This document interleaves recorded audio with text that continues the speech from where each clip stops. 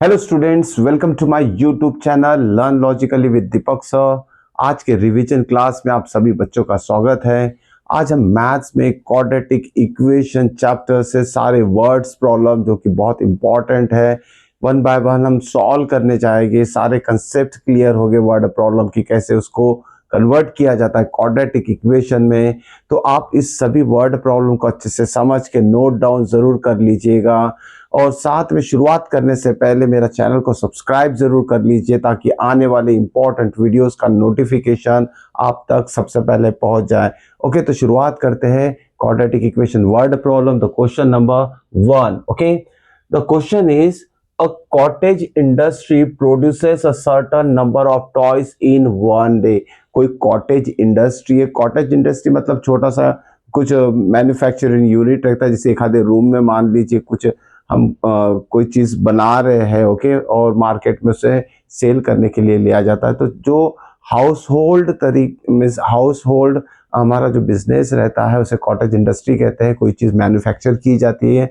Okay, तो ऐसी कोई कॉटेज इंडस्ट्री है जहाँ टॉयज मैन्युफैक्चर होते हैं।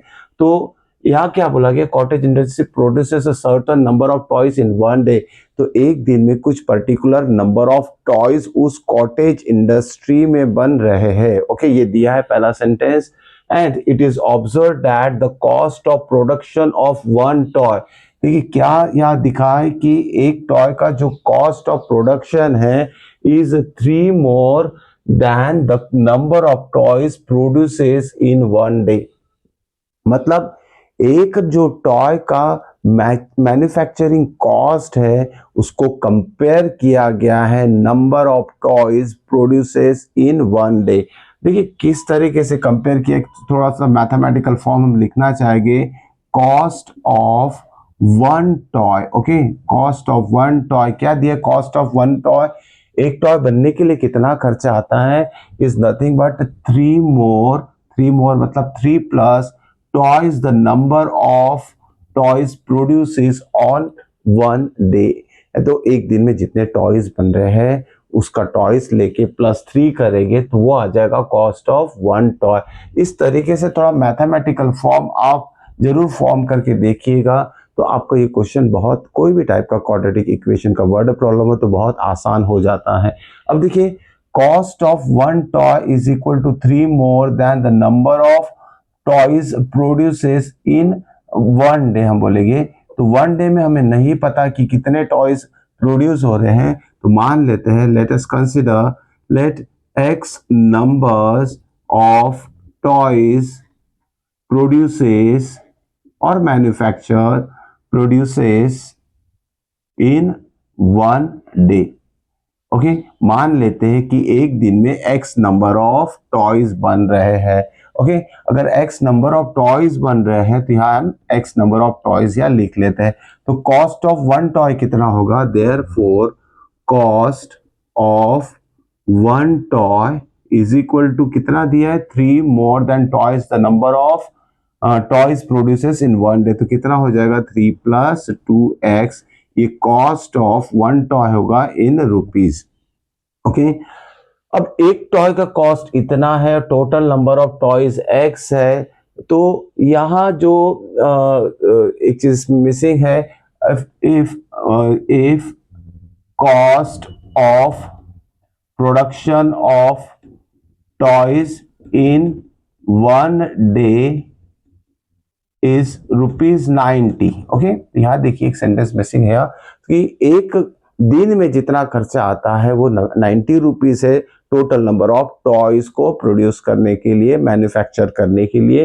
तब जाके हमें नंबर ऑफ टॉयज और कॉस्ट ऑफ वन टॉय निकालना है। ओके, तो यहाँ क्या दिया है कि if the cost of production of toys in one day is ₹90, अगर एक दिन का जितने भी नंबर ऑफ टॉयज मैन्युफैक्चर कर रहे हैं अगर उसका कॉस्ट 90 रुपीज है, तो नंबर ऑफ टॉयज एक दिन में कितने प्रोड्यूस होते हैं और एक टॉय का कॉस्ट हमें निकाला। ये दो चीजें हमें फाइंड करना है। तो उसके लिए हमने क्या किया, x be the number of toys produces in one day and cost of one toy निकाले अकॉर्डिंग टू कंडीशन कि 3 more than toys the number of toys produces in one day. Okay, अब देखिए, अब ये कॉस्ट ऑफ वन टॉय और total number of toys, तो एक दिन में इतना बन रहा है, एक टॉयज के लिए इतना खर्चा आ रहा है।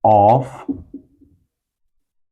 There ages is 1/6, find their edges. Okay, find their ages. अब देखिए इस क्वेश्चन बड़ा सिंपल सा क्वेश्चन है। ए और बी दो पर्सन है, उन दोनों पर्सन के एजेस के बीच में रिलेशन दिया है कि क्या कहा गया है कि ए इज ओल्डर, ओल्डर मतलब बड़ा, और इस ओल्डर के जगह अगर यंगर आ जाता है तो छोटा होगा। ओके, तो यहाँ देखिए ओल्डर दिया है।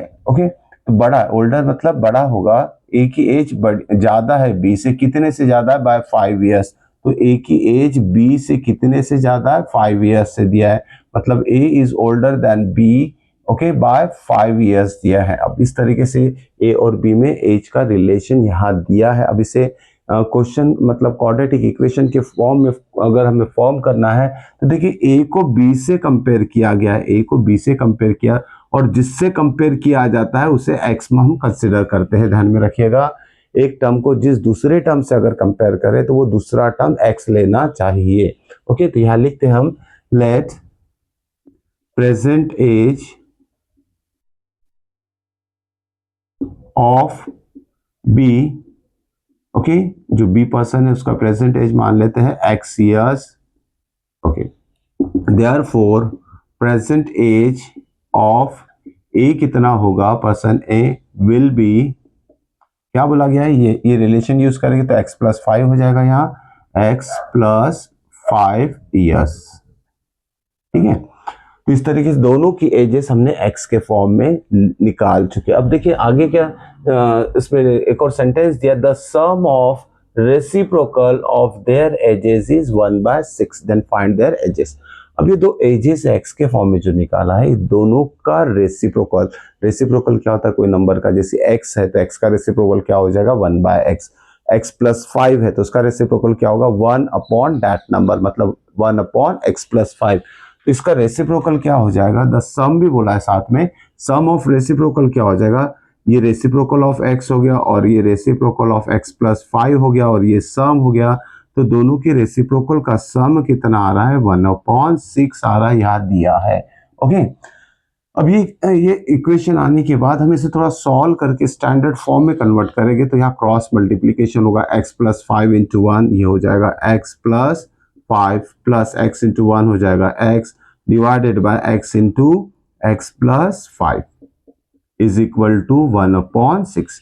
इसे और सॉल्व कर लेते हैं, x + x ये हो जाएगा 2x + 5, और साथ में डिनोमिनेटर में जो टर्म है उसे मल्टीप्लाई कर देते हैं, x × x² होगा, प्लस 5 × x 5x हो जाएगा 1/6। अब यहाँ भी क्रॉस मल्टीप्लीकेशन करेंगे, 6 डिनोमिनेटर में इधर न्यूमरेटर से मल्टीप्लाई होगा और ये डिनोमिनेटर 1 से मल्टीप्लाई होगा। तो 6 से मल्टीप्लाई करते हैं दोनों टर्म को, तो 6 × 2 = 12, ये हो जाएगा 12x, 6 × 5 = 30 is equal to 1 × any term में सेम टर्म आ जाएगा x² + 5x।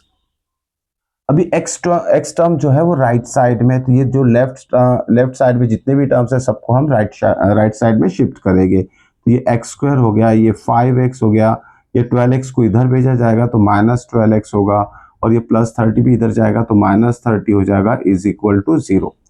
ओवरऑल जो हमारा क्वाड्रेटिक इक्वेशन आएगा, देखिए यहाँ 5 - 12 है तो आंसर आएगा -7x - 30 is equal to 0। Okay, -7x - 30 is equal to 0। अब देखिए इसे भी हम सॉल्व करेंगे, जिसे फैक्टराइजेशन अगर करना है तो क्या होगा, यहाँ 30 के हमें ऐसे दो फैक्टर्स निकालने हैं जिसका सब्सट्रैक्शन 7 है। अब मुझे दिख रहा है कि 3 10s are 30 होता है और 10 3s भी 30 होता है, लेकिन मुझे सब्सट्रैक्शन नेगेटिव फॉर्म में चाहिए, -7 चाहिए, तो मैं क्या करूंगा, 3 - 10 यहाँ लिख लूंगा। तो यहाँ इस टर्म जो मिडल टर्म है यहाँ वो स्प्लिट कैसी होगा, तो यहाँ लिखेंगे हम +3 - 7x, तब जाके 3 - 7 मतलब -7, 3 - 10 मतलब -7 आएगा यहाँ। ओके, तो 3 और 10 इसके फैक्टर्स हो जाएंगे, जो कि मिडल टर्म को स्प्लिट करके 3 10 के फॉर्म में हम लिखेंगे, -30 वैसे ही रहेगा यहाँ, इज इक्वल टू 0। अब देखिए ये फर्स्ट और नेक्स्ट 2 टर्म को अंडरलाइन करते, कॉमन निकालने में आसानी हो जाएगी, तो यहाँ से x कॉमन निकलेगा, x + 3 माइनस 10 कॉमन निकलेगा, यहाँ भी x प्लस 3 हो जाएगा इज इक्वल टू 0। अब x प्लस 3 को कॉमन ले लेते हैं, ओके, और नेक्स्ट ब्रैकेट में आएगा x minus 10 is equal to 0। Therefore we can write either x plus 3 is equal to 0 और x माइनस 10 इक्वल टू 0। तो यहाँ x की वैल्यू जो आई है -3 आई है and next x is plus 10। तो ये नेगेटिव आंसर इसलिए नहीं होगा, किसी की एज नेगेटिव नहीं रहती है, तो हमारा जो करेक्ट आंसर रहेगा वो x इज इक्वल टू 10 रहेगा। देयरफॉर एज जो है प्रेजेंट एज जो हो जाएगी that is equal to x is equal to 10 years. Okay, A की नहीं बी की लेंगे हम, क्योंकि बी को हमने x लिया है, बी की प्रेजेंट एज x लिया, तो बी इज प्रेजेंट एज, यहाँ x इक्वल टू 10 हो जाएगा और ए प्रेजेंट एज जो होगा वो यहाँ हमने लिया है b plus 5। Okay, b plus 5 मतलब यहाँ हो जाएगा x plus 5 that is equal to 10 plus 5 that is equal to 15 years. Okay, इस तरीके से a और b की हमने जो प्रेजेंट एजेस है वो फाइंड आउट कर ली है। ये था क्वेश्चन नंबर 2। नेक्स्ट देखते हैं क्वेश्चन नंबर 3 में क्या दिया है कंडीशन और हमें क्या फाइंड आउट करना है। चलिए शुरुआत करते हैं नेक्स्ट क्वेश्चन से। Okay, the question is the sum of square of 2 consecutive even natural number is 244. Okay, next question is the sum of square of 2 consecutive even natural numbers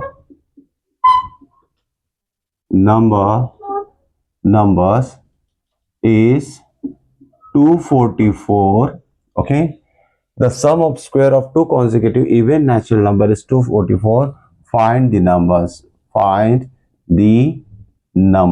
Okay, numbers को find out करना। अब देख लेते हैं even consecutive natural number.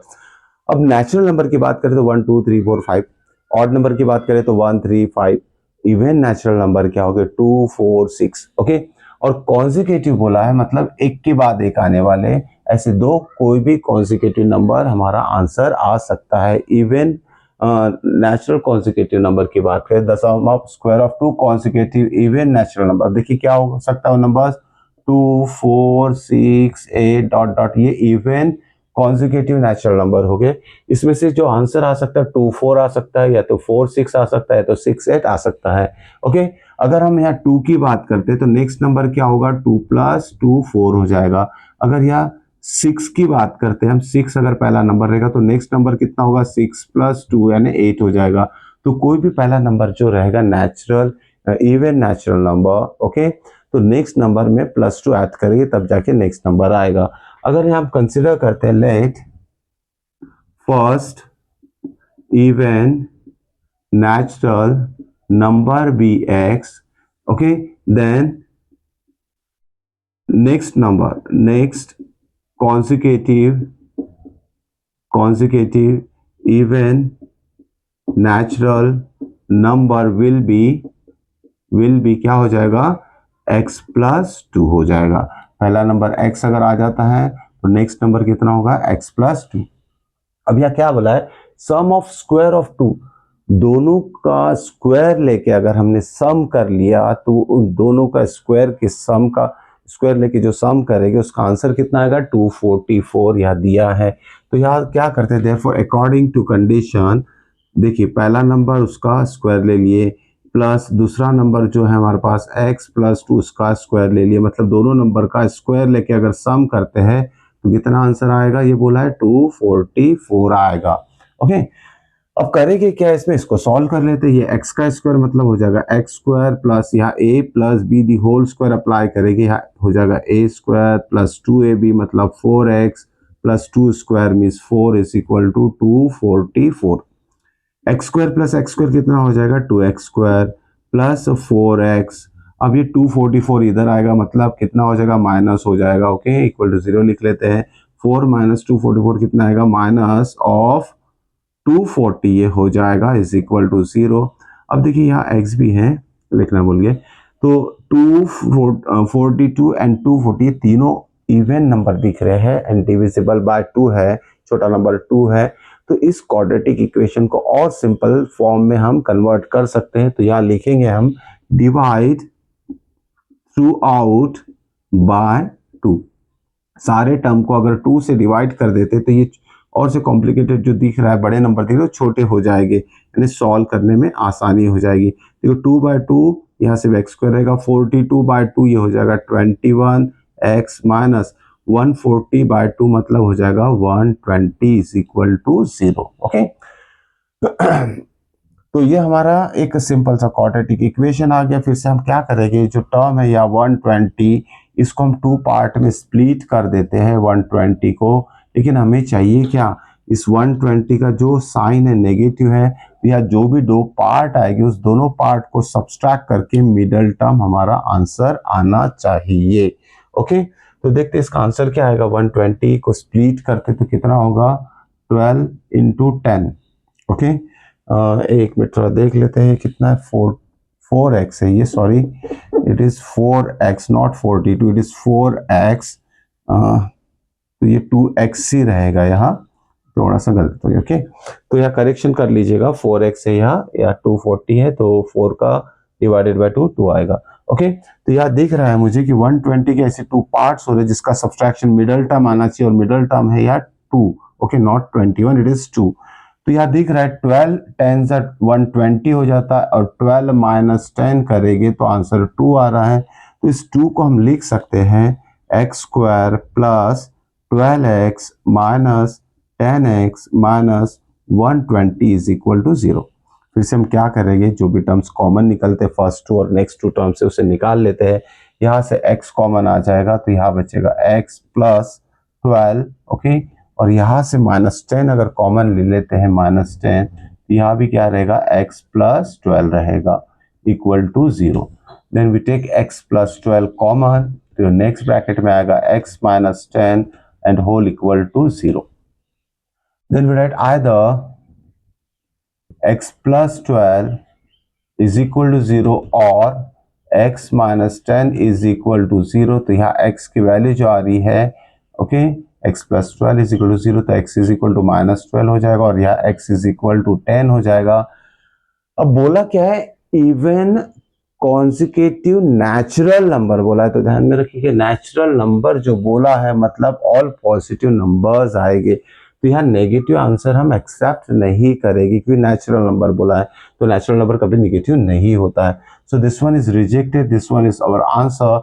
Therefore what, therefore the first number क्या हो जाएगा, first even natural number जो हो जाएगा, therefore first number is x is equal to कितना आ गया हमारा 10, और सेकेंड नंबर जो हो जाएगा, second number is x plus 2 that is equal to x means 10 plus 2 कितना हो जाएगा, it is 12। Okay, it is 12। तो इस तरीके से हमने दोनों जो इवन नेचुरल नंबर थे वो निकाल चुके हैं। तो ये था हमारा नेक्स्ट क्वेश्चन। अब देखते हैं इसके बाद वाले कौन सा क्वेश्चन हम सॉल्व करने जाएंगे अभी। Okay, so all this questions are very very important. Practice कीजिए, इसको लिख कर देखिए, सॉल्व करके देखिएगा, और जो भी आप लिखते हो राइटिंग प्रैक्टिस करें तो स्पीड बढ़ा दीजिए। ओके, स्पीड बढ़ाना बहुत ज़रूरी है ताकि आपका जो भी है टाइम मैनेजमेंट, बिफोर टाइम कोई भी क्वेश्चन पेपर सॉल्व करना हो जाना चाहिए, ताकि रीचेकिंग के लिए आपको समय मिल सके। Okay, next one is the product of Ravi's age. Next question is the product of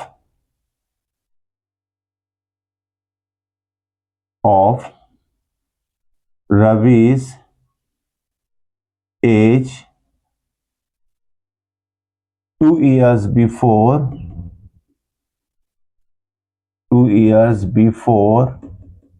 and 3 years after is 84. Find his present age. Okay, अब देखिए रवि कोई इंसान मतलब पर्सन है, उसका जो दिया है एज दिया है उसका 2 years before and 4 years after. तो रवि का जो प्रेजेंट एज है वो हमें पता नहीं है, वो निकालना है। तो जो भी रवि की प्रेजेंट एज है उस प्रेजेंट एज से 2 साल पहले की जो एज है और 3 साल बाद की जो एज होगी, वो दोनों एजेस का प्रोडक्ट यहाँ 84 दिया है। तो इसी कंडीशन का यूज करके हमें रवि की प्रेजेंट एज निकालना है। तो यहाँ क्या कंसिडर करेंगे हम सोल्यूशन में, इसके आंसर में देखिए, लेट मान लेते हैं कि रवि की जो प्रेजेंट एज है वो x है।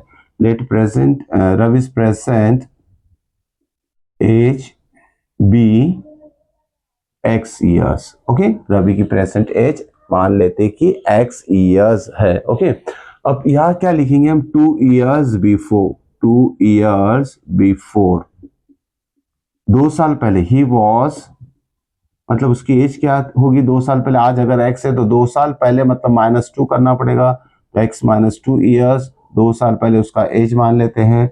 And 3 years after, 3 years after, 3 years after he will be कितना हो जाएगा, अगर आज प्रेजेंट एज x है उसका, तो 3 साल बाद मतलब +3 करेंगे, तो 3 साल बाद उसका एज कितना होगा, x + 3 ईयर्स होगा उसका एज। इस तरह से 2 साल पहले उसकी एज ये हो सकती है और ये 3 साल बाद उसकी एज ये हो सकती है। कंडीशन दिया कि ये दोनों एजेस का जो प्रोडक्ट है वो 84 है। तो हम यहाँ कंडीशन को अप्लाई कर देते हैं अकॉर्डिंग टू कंडीशन। तो x - 2 into x + 3 is equal to 84 हम लिख लेते हैं। अब ये दोनों ब्रैकेट को जब मल्टीप्लाई करेंगे हम, तो इसका आंसर आएगा x² + x -6, 84 को भी इधर ला लेते हैं, -84 इज इक्वल टू 0। तो ये आ जाएगा हमारा x² + x -90 is equal to 0। Okay, इस तरीके से क्वाड्रेटिक इक्वेशन फॉर्म हो चुका है। अब इस क्वाड्रेटिक इक्वेशन को फैक्टराइज करना है हमें। 90 के ऐसे दो फैक्टर करना है, 10 9 90, 10 - 9 इज 1 आता है, +1 चाहिए, तो डायरेक्टली हमें मिल रहा है फैक्टर की 10x - 9x - 90 is equal to 0 से सॉल्व कर लेते हैं और आंसर फाइंड आउट करते हैं। x common, x + 10 - 9 common, x + 10 is equal to 0। तो यहाँ फिर से x + 10 को कॉमन ले लेंगे, तो नेक्स्ट ब्रैकेट में आएगा x - 9 is equal to 0। Either okay, x + 10 is equal to 0 मतलब x इज इक्वल टू -10, और x - 9 इज इक्वल टू 0 मतलब x इज इक्वल टू 9। ये दो आंसर हमें मिले हैं। But it is a case of ages. In case of ages किसी की भी एज नेगेटिव नहीं रह सकती है, तो x की ये जो वैल्यू रिजेक्ट की जाएगी, and this one is the answer. Therefore Ravi की जो प्रेजेंट एज रहेगी x is equal to 9 years हम लिख सकते हैं। तो फाइनल स्टेटमेंट लिखना मत भूलिएगा, therefore the present age of Ravi be 9 years. Okay, ये स्टेटमेंट आपको लिखना ही है, ध्यान दीजिएगा। ओके, ये था हमारा नेक्स्ट क्वेश्चन। अब देखते हैं इसके बाद कौन सा क्वेश्चन आने वाला है वर्ड प्रॉब्लम में क्वाड्रेटिक इक्वेशन से, और उसे कैसे सॉल्व करेंगे हम। तो चलिए क्वेश्चन लिखते हैं हम। Let find the length and breadth of the rectangular park of parameter. Next question is find length and breadth, L for length and B for breadth. Find length and breadth of rectangular park of perimeter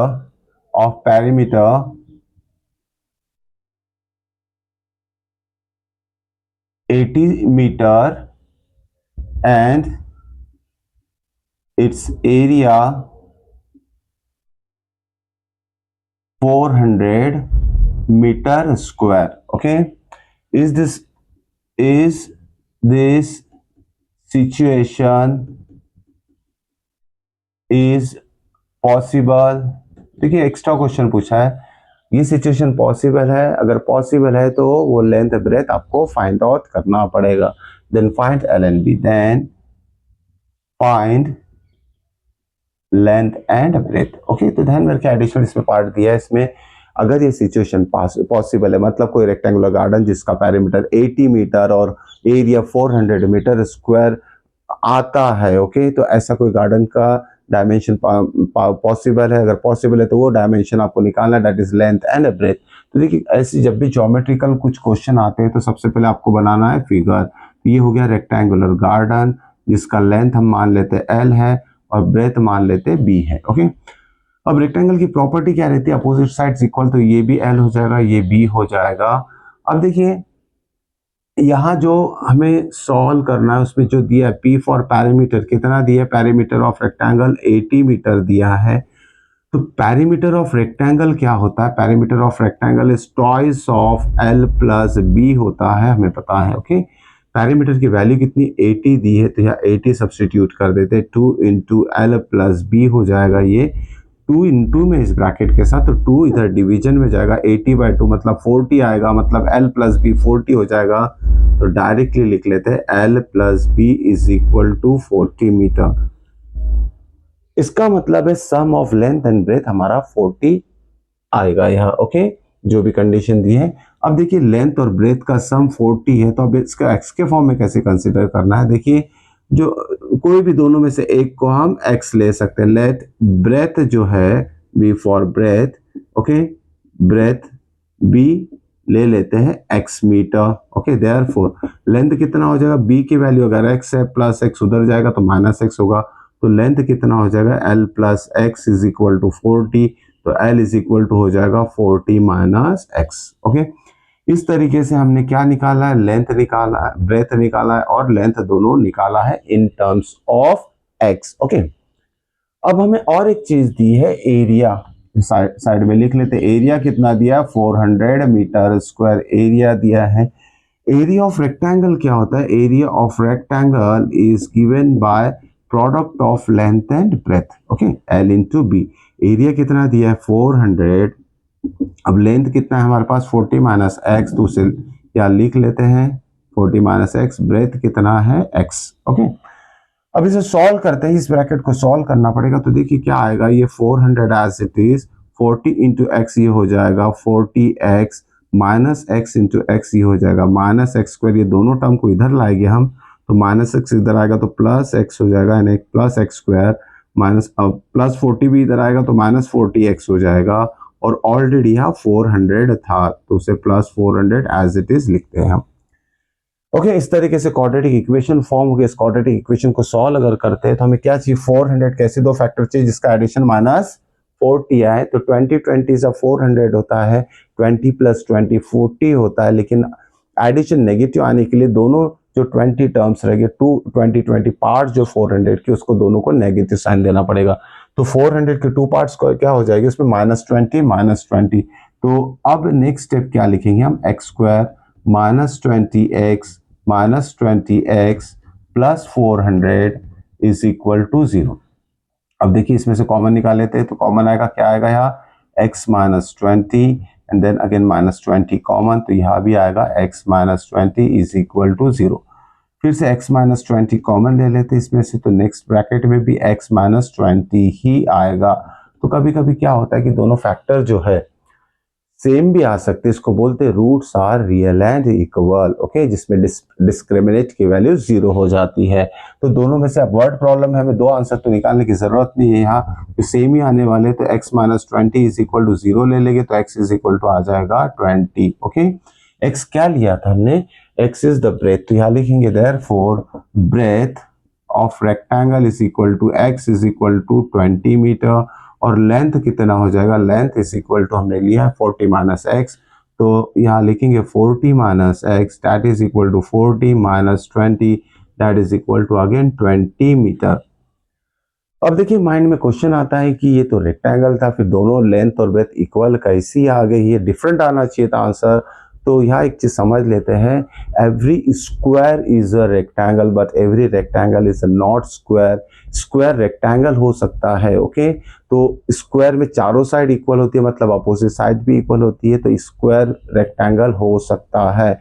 okay, तो ये जो length और breath है equal आ सकती है। तो यहाँ जो रेक्टेंगुलर जो गार्डन की बात करें, it is not a rectangular garden, it is a square garden हम बोल सकते हैं। या तो इतना कुछ लिखने की जरूरत नहीं, सिर्फ लेंथ ब्रेथ 20 लिख दीजिए आंसर के, दैट्स ऑल। तो ये था हमारा एक क्वेश्चन, इंपॉर्टेंट क्वेश्चन। इसके बाद का क्वेश्चन बड़ा इंपॉर्टेंट है, ध्यान में रखिएगा, बड़ा इंटरेस्टिंग भी है, बच्चों को समझने में बड़ी दिक्कत होती है। टेक्स्ट बुक का सॉल्व एग्जाम्पल है ये। ओके, तो बहुत अच्छी तरीके से ध्यान दे के इस क्वेश्चन को समझना है आपको। थोड़ा एक्टिविटी बेस्ड क्वेश्चन है but very interesting as well as important, ध्यान में रखिएगा। तो ये क्वेश्चन क्या है देख लेते हैं। तो पहले समझ लेते हैं, पहले इसके कंडीशन क्या दिए हैं कि कोई सर्कुलर पार्क है। ओके, सर्कुलर पार्क है, उस सर्कुलर पार्क के सरकमफरेंस या तो बाउंड्री के ऊपर हमें एक पोल खड़ा करना है। Okay, the pole has to be erected along the boundary of a circular park. Okay, ये पहला कंडीशन हो गया। दूसरा कंडीशन क्या होगा कि इस पोल का जो डिस्टेंस है वो डायमेट्रिकली अपोजिट साइड में दो गेट है, उस दो गेट से ये पोल का जो डिस्टेंसेस है वो दोनों डिस्टेंसेस का डिफरेंस 7। अब देखिए ओरली तो ये समझ में नहीं आएगा आपको इतने अच्छे तरीके से, तो फिगर बना के इस एक्टिविटी को समझते हैं। तो ध्यान में रखिएगा ये activity it's very very important. Okay, इसे आप टेक्स्ट बुक से भी रीड कर सकते हैं, सॉल्व एग्जाम्पल है ये टेक्स्ट बुक में का। ओके, तो ध्यान में रखिए it's very important question, very very important. ध्यान में रखिए, बार बार बोल रहा हूँ मैं आपको, इससे बहुत सारी चीजें आपकी क्लियर होने वाली है या तो फिर कॉन्फिडेंस बढ़ने वाला है। तो ये हो गया हमारा सर्कुलर पार्क। ओके, इस सर्कुलर पार्क में अलोंग द बाउंड्री, बाउंड्री मतलब सरकमफरेंस, यहाँ ले सकते हैं, यहाँ ले सकते हैं, एक पोल को हमें खड़ा करना है। ओके, दिस इज सपोज पोल, किसी भी पर्पज से मान लीजिए ये पोल को यहाँ खड़ा करना है। अब बोला क्या है कि डायमेट्रिकली, डायमेट्रिकली का मतलब होता है अलोंग द डायमीटर और at the end point of the diameter. मान लेते A B is the diameter of this circular park, और यह बोला क्या गया है at the end of the diameter, okay, two gates are there। okay, diametrically diametrically there are two gates, मतलब diameter का जो end parts है, मतलब A और B, इस दोनों पॉइंट के ऊपर, इस पार्ट के ऊपर, एंडिंग पार्ट के ऊपर, इसके एंडिंग पार्ट के ऊपर दो गेट्स है। ओके, ये पहला गेट जो है ये इसे मान लेते हैं, दूसरा गेट इसे मान लेते हैं। तो यहाँ डायमेट्रिकली जो एंड है उस दोनों एंड पे दो गेट है, और इस दोनों गेट से इस पोल का, मान लेते हैं जो पोल है P से रिप्रेजेंट कर रहे हैं, तो जो भी डिस्टेंस होगा दोनों गेट से इस पोल का, मान लेते हैं इस दोनों गेट से डिस्टेंस AP और BP आ गया है। ओके, तो ये दोनों डिस्टेंसेस का डिफरेंस यहां दिया है 7 मीटर। एक चीज आपको समझना है, the difference between distances of pole from two gates, okay, which is situated along the end points of diameter। okay, तो diameter के end points में जो दो गेट है, उस दोनों गेट से इस पॉइंट P का जो डिस्टेंस रहेगा, दोनों का डिस्टेंस, दोनों गेट से डिस्टेंस जो रहेगा सॉरी, तो उस दोनों डिस्टेंसेस के बीच का डिफरेंस 7 दिया है। ओके, और लेंथ ऑफ इस डायमीटर 13 मीटर दिया है। ओके, जो डायमीटर ऑफ पार्क है वो 13 मीटर दिया है। ओके, अब ये दोनों का डिस्टेंस दिया है, difference between distances of pole from both the ends of diameter 7 है, तो हम लिख लेते हैं आंसर में। मान लेते हैं BP तो मुझे बड़ा दिख रहा है तो BP पहले लिख लूंगा, AP मान छोटा दिख रहा है, ऐसे कुछ कंपलसरी नहीं है आपको, जो ठीक है दोनों का डिफरेंस 7 लिखना है आपको। ओके, और डायमीटर तो यहाँ दिया है, AB इज द डायमीटर, तो BP minus AP is equal to 7 meter है। ओके, हो सके ये एक्टिविटी आपको समझ में आई होगी, इसे जरूर अच्छी तरीके से कंस्ट्रक्ट करके समझिए और सॉल्व कीजिए। अब देखिए यार, difference between two distances from both the ends of the gate up to the point P, that is pole, is 7 meter. तो यहाँ देखिए मान लेते हैं डिस्टेंस AP जो है वो x मीटर है, देयरफॉर डिस्टेंस BP कितना हो जाएगा, BP AP तो x ले लेते हैं, x सब्स्टिट्यूट कर देते हैं, इज इक्वल टू 7, तो BP कितना हो जाएगा, BP is equal to -x उधर चले जाएगा, तो x प्लस 7 जो है डिस्टेंस BP हो जाएगा। ओके, और ये डायमीटर 13 दिया, दोनों डिस्टेंसेस जो है AP हमने ले लिया x, और ये हो जाएगा x प्लस 7। इस तरीके से ट्रायंगल की तीनों साइड आ चुकी है। ओके, लेकिन यहाँ ये मेंशन नहीं है कि ये ट्रायंगल कौन से टाइप का ट्रायंगल है। अब देखिए यहाँ मेंशन करेंगे हम AB is diameter, AB is diameter. Okay, अभी AB डायमीटर होगा तो एंगल जो होगा APB is equal to 90 degree region.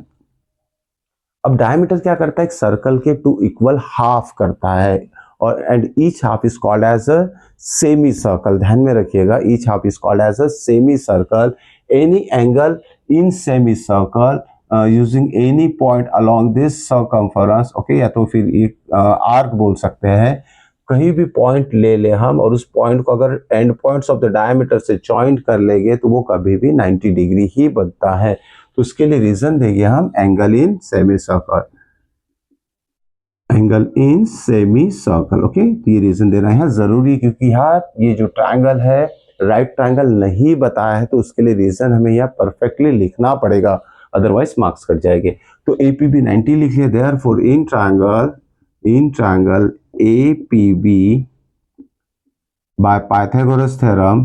अब पाइथागोरस थ्योरम इसमें अप्लाई कर सकते हैं, तो क्या होता है Pythagoras theorem, A B square is equal to A P square plus B P square. तो ए बी कितना है हमारा 13 है, 13 का स्क्वायर ले लेंगे। ए पी कितना है एक्स, एक्स का स्क्वायर ले लेंगे। बी पी कितना है एक्स प्लस 7, तो इसका स्क्वायर ले लेंगे, तो 13 स्क्वायर होगा 169 is equal to x square. यहाँ A plus B the whole square apply करना है आपको, तो ये हो जाएगा x square plus 14x plus 49।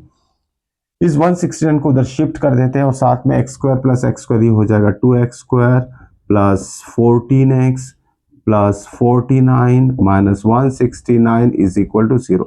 तो कितना आ जाएगा ये 2x स्क्वायर प्लस 14x। अब देखिए 49 और इसको सब्सट्रैक्ट करना है, साइन ऑफ ग्रेटर नंबर आ ही जाएगा, तो 9 minus 9 0, 16 minus 4 is 12, that is 120।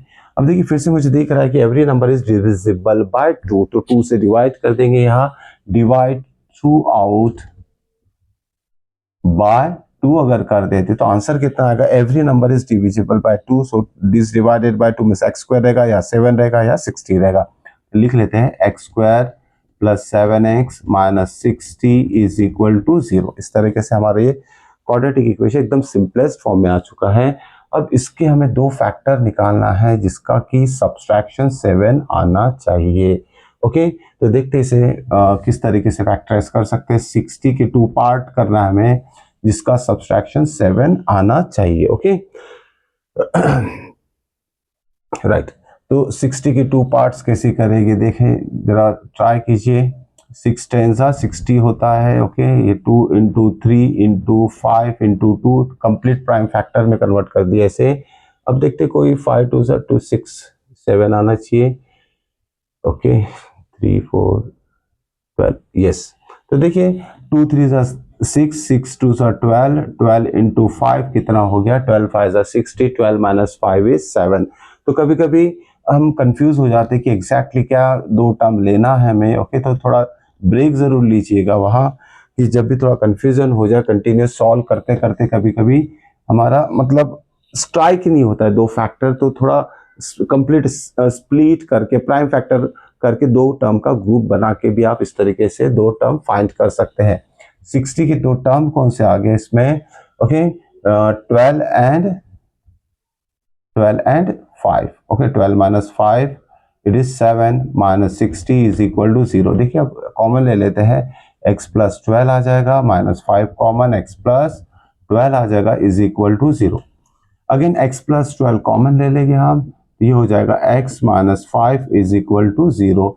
Therefore either x plus 12 is equal to 0 और x minus 5 is equal to 0। तो x is equal to minus 12, x is equal to ये plus 5 हो जाएगा। ध्यान में रखिएगा लेंथ निकाल रहे हैं हम, तो length is never negative, so this one is rejected. लिख भी सकते हैं length is never negative, so this one is the answer. Therefore हम लिख सकते हैं देयरफॉर AP जो हो जाएगा distance, okay, distance of pole P from the gate A is equal to, जो कि हमने x लिया है, that is equal to 5 metre, और BP जो होगा distance of pole P from the second gate is equal to, जो लिया हमने x प्लस 7 लिया, that is equal to it's 5 plus 7 that is equal to 12 metre, okay. तो छोटी छोटी यूनिट बोलना नहीं है आपको, यूनिट के साथ में आंसर लिखना है, बी केयरफुल, ओके। तो ये था हमारा इंटरेस्टिंग क्वेश्चन एक्टिविटी बेस। चलिए नेक्स्ट क्वेश्चन पे देखते हैं अभी और क्या क्वेश्चन लेने वाले हैं। From this quadratic equation word problems. तो नेक्स्ट क्वेश्चन हम लिखते हैं यहाँ the altitude of right angle triangle. Next question is the altitude of right angle triangle. Right angle triangle, ध्यान दीजिएगा, RAT means right angle triangle is 7 centimeter less than its base. अब देखिए इसे right angle triangle में altitude is 7 centimetre less than it's base बोला है। If the hypotenuse is 13 centimetre, if hypotenuse is 13 centimetre, find other two side, other two sides. देखिए hypotenuse की तो length दी है, ओके मतलब अदर टू साइड्स की लेंथ हमें निकालना। अदर टू साइड्स क्या रहेगा, एक तो बेस रहेगा और दूसरा अल्टीट्यूड रहेगा, दैट इज हाइट। तो सिंपल सा एक फिगर बना लेते हैं यहाँ। This is right angle triangle 90 degree, तो ये आपका अल्टीट्यूड हो जाएगा और ये बेस हो जाएगा, and this one is hypotenuse which is given 13 centimetre. अब यहाँ देखिए इसे हम ABC भी लिख सकते हैं, ट्रायंगल ABC, ओके तो यहाँ मेंशन करेंगे आंसर में, okay in triangle ABC angle B जो है 90 डिग्री लिख लीजिए। AC कितना दिया है, AC is equal to 13 centimetre दिया है यहाँ। अब रिलेशन देखिए, अल्टीट्यूड जो है राइट एंगल ट्रायंगल का 7 centimetre less than it's base, तो अल्टीट्यूड जो है A फॉर अल्टीट्यूड तो 7 सेंटीमीटर लेस है देन इट्स बेस। तो इस तरह का जो रिलेशनशिप है आपको लिखना आना ही चाहिए, ओके इससे बहुत सारी चीजें आसान हो जाती है। अब अल्टीट्यूड क्या है, 7 centimetre less than it's base. देखो अल्टीट्यूड किससे कंपेयर किया गया है, बेस से कंपेयर किया गया है। अभी थोड़ी देर पहले बताया था कि जिससे भी कंपेयर किया जाता है एक क्वांटिटी दूसरे क्वांटिटी से, तो दूसरी क्वांटिटी जो रहेगी जिससे कंपेयर कर रहे हैं, जैसे कि आप बेस से कंपेयर कर रहे हैं तो वो टर्म को हम x लेंगे तो आसान हो जाएगा। या लिखते हैं हम let base is equal to x centimetre, therefore altitude कितना हो जाएगा, altitude is equal to x minus 7 centimetre, okay इस तरीके से x के फॉर्म में बेस और अल्टीट्यूड हमने निकाल लिया है। तो अल्टीट्यूड हो गया x और this one is what, x minus 7, x minus 7, okay. अब देखिए यहाँ मुझे तीनों साइड नजर आ रही है, लेकिन x के फॉर्म में से सॉल्व करते हैं, या लिखेंगे हम यूजिंग पाइथागोरस थ्योरम। तो क्या हो जाएगा Pythagoras theorem, AC square is equal to AB square plus BC square. AC कितना है 13, या लिख लेते हैं 13 square is equal to AB कितना है x स्क्वायर प्लस BC कितना है x minus 7 the whole square, okay.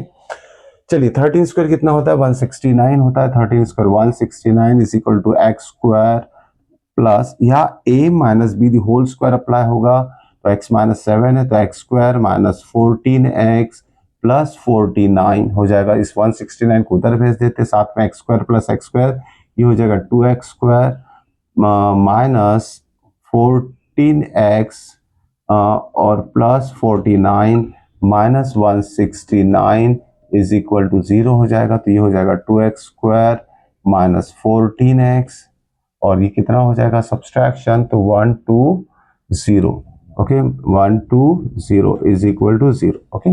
फिर से क्वाड्रेटिक इक्वेशन फॉर्म हो चुका है, लेकिन डिविजिबल बाय 2 है, तो यहाँ लिख लेते हैं डिवाइड थ्रू आउट बाय 2 अगर कर दे तो ये स्प्लिट मतलब ये कन्वर्ट हो जाएगा और सिंपलेस्ट फॉर्म में, तो ये हो जाएगा 7x minus 60 is equal to 0, okay. अब देखिए फिर से हमें क्या करना है, 60 को फैक्टराइज करना है, 2 पार्ट में कन्वर्ट करना है, और वो 2 पार्ट का आंसर आना चाहिए -7। तो अभी इससे पहले इस तरह का हम सॉल्व कर चुके हैं। तो यहाँ देखिए 60 के 2 पार्ट क्या होगी, ओके 12 5 60, लेकिन सब्सट्रैक्शन -7 आने से, तो यहाँ लिखेंगे हम x स्क्वायर, तो छोटा नंबर पहले लिखना पड़ेगा, बाद में बड़ा नंबर आएगा, मतलब 5 माइनस 12 के फॉर्म में लिखना पड़ेगा, -60 इज इक्वल टू 0, यहाँ से x कॉमन आ जाएगा, तो x plus 5 minus 12 common, x plus 5 is equal to 0।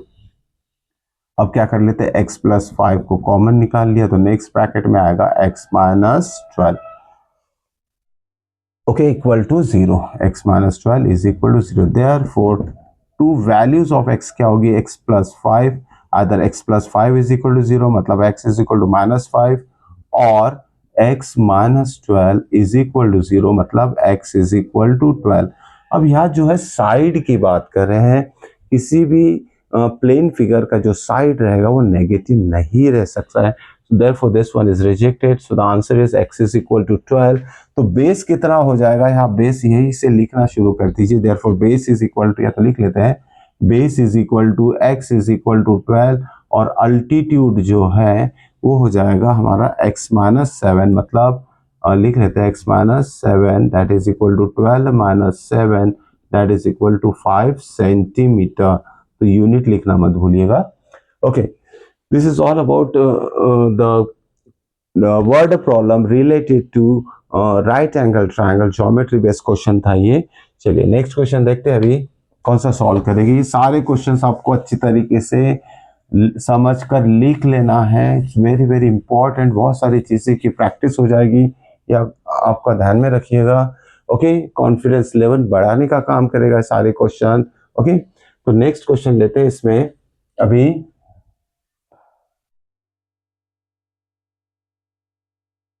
अब देखिए, find two numbers whose sum is 27, find two numbers whose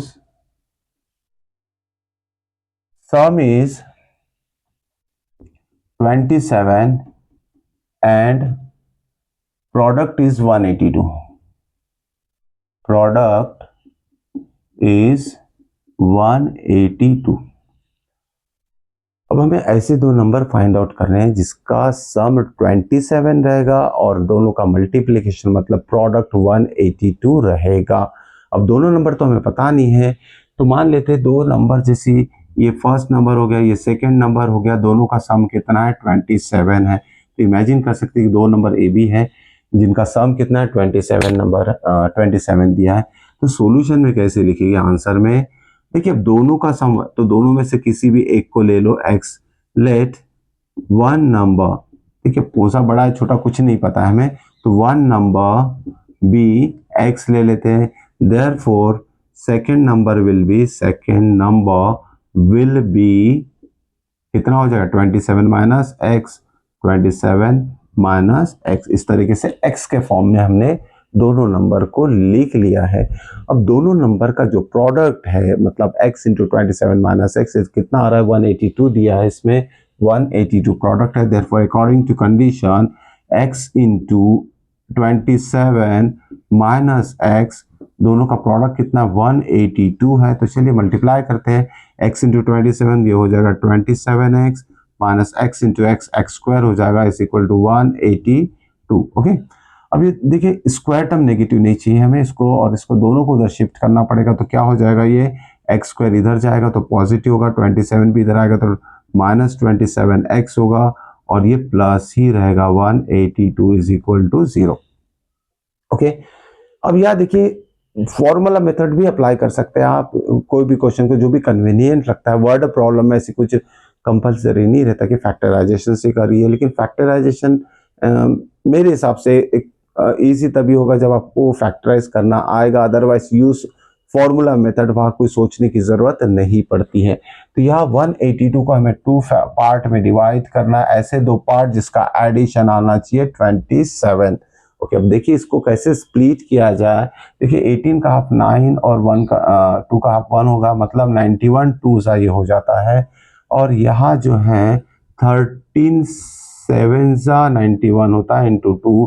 table बहुत परफेक्टली आपको आना चाहिए, तुरंत आपका उसका आंसर निकालना आना चाहिए। 13 और 7 टू 14, तो मुझे ये 13 और 14 दो नंबर दिख रहे हैं जिसका एडिशन 27 आएगा, और 13 इंटू 14 मल्टीप्लाई करेंगे तो 180 आएगा।